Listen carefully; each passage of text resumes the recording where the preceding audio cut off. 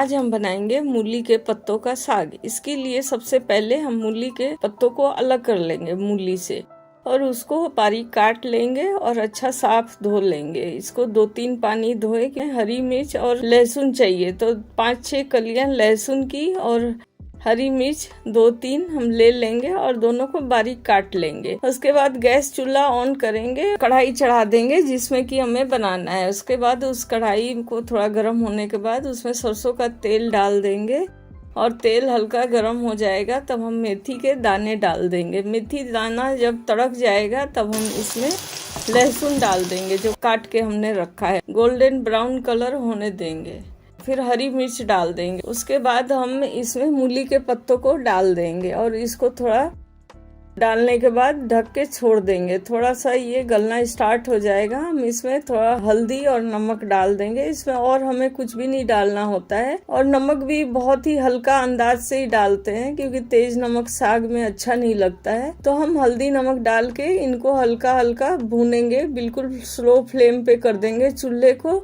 इसको slow flame पे ही हम 1-2 मिनट में चलाते हुए भूनते रहेंगे और ये हमारा मूली का साग रेडी हो जाएगा, मूली के पत्तों का साग। इसको आप चावल दाल के साथ खाएंगे तो बहुत ही टेस्टी लगेगा। अरबी के पत्तों का साग ये बनाना बहुत ही आसान है। हम अरबी के 4-5 पत्ते को धोकर बारीक काट लेंगे, 4-5 कली लहसुन के, 2 हरी मिर्च बारीक काट लेंगे, 1 चम्मच सरसों का तेल डालेंगे, 1/2 टीस्पून जीरा, 1/2 टीस्पून मेथी तड़का लेंगे, कटे हुए लहसुन डाल देंगे, गोल्डन ब्राउन होने देंगे, कटे हुए हरी मिर्च को डालेंगे। थोड़ा जब पक जाएगा तब कटे हुए अरबी के पत्तों को डाल देंगे। इसको ढककर पकाएंगे, थोड़ी थोड़ी देर में चलाते रहेंगे। नमक स्वादानुसार, हल्दी पाउडर 1/4 टीस्पून डाल देंगे, चलाएंगे, ढककर पकाएंगे। थोड़ी देर में ये पत्ते अच्छे गल जाएंगे। 1/2 टीस्पून आमचूर पाउडर या 1/2 नींबू का रस डाल देंगे, अच्छा चला लेंगे। रेडी है हमारा अरबी के पत्तों का साग। ये बहुत ही टेस्टी बनता है। ये बहुत ही कम अमाउंट में था, अगर आपके पास ज्यादा पत्ते हैं तो उस हिसाब से आप सब चीजों की मात्रा को बढ़ा दे। 1 किलो के करीब चौलाई को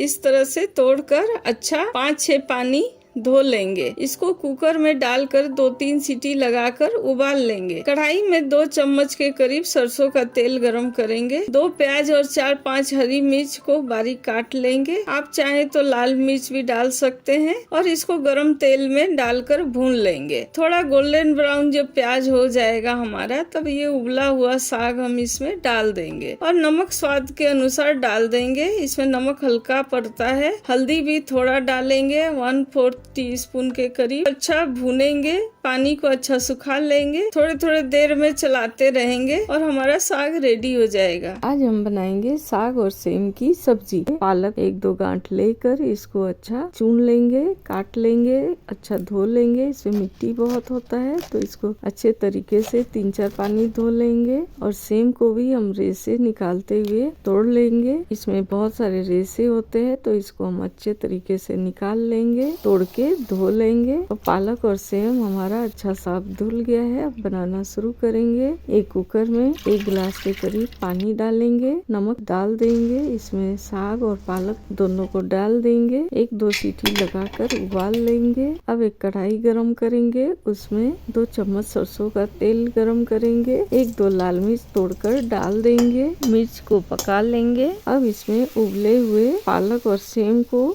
कुकर से निकालकर कढ़ाई में डाल देंगे। इसमें हम पानी नहीं डालेंगे, पानी को कुकर में ही छोड़ देंगे। पानी हम कढ़ाई में नहीं डालेंगे। जो कुकर में पानी हमारा बचेगा उसमें हम दाल बना लेंगे या फिर उस पानी का हम सूप बनाने में यूज कर लेंगे। वो पानी काफी हेल्दी होगा। तब जो कढ़ाई में हमने सेम और पालक डाला है उसको हम भूनेंगे। नमक थोड़ा स्वाद के हिसाब से डाल देंगे। नमक पहले भी हमने डाला है तो उस हिसाब से हम नमक थोड़ा कम ही डालेंगे। अब इसको चलाते हुए भूनेंगे, थोड़ी देर में चलाते रहेंगे, इसको भूनते रहेंगे। इसमें हम मसाले हल्दी कुछ भी नहीं डालेंगे, बस इसी तरह से इसका पानी हम सुखा लेंगे। थोड़ा जब पानी सूख जाएगा तो साग पककर रेडी हो जाएगा। 1/2 कप चना दाल भिगो लेंगे, 1/2 केजी पोई साग को काटेंगे, धोएंगे, लहसुन अदरक मिर्च का पेस्ट बना लेंगे, टमाटर का पेस्ट बना लेंगे, 2 चम्मच सरसों का तेल गरम करेंगे, मेथी डालेंगे, हींग डालेंगे, लाल मिर्च डालेंगे, प्याज डालेंगे, भुनेंगे। भुने हुए चना दाल डालेंगे, लहसुन अदरक मिर्च का पेस्ट डालेंगे, भुनेंगे। हल्दी, काली मिर्च, धनिया पाउडर, जीरा पाउडर, नमक डालकर भुनेंगे। पोई साग डालेंगे, भुनेंगे। टमाटर का पेस्ट डालेंगे, ड्राई होने तक अच्छा भुनेंगे। पोई साग रेडी हो जाएगा। थैंक्स।